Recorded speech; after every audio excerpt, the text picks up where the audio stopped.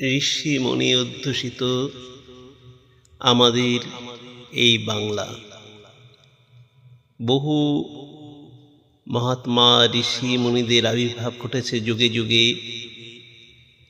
আবার বিভিন্ন ধর্ম সংস্কৃতির মেলবন্ধন ঘটেছে এই বাংলায়।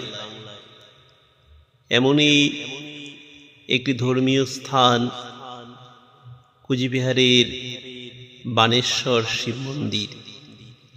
রাজ আমলে প্রতিষ্ঠিত এই বানেশ্বর শিব মন্দিরের ঐতিহ্য সারা ভারতবর্ষে বিভিন্ন প্রান্তে ছড়িয়ে আছে।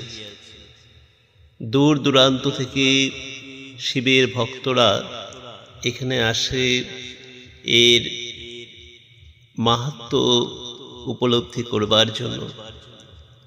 বর্তমানে যদিও সময়ের সঙ্গে সঙ্গে শহরের ঐতিহ্য বজায় রাখতে গিয়ে পুরানো ঐতিহ্য অনেকটাই এখানে ম্লান হয়ে গেছে।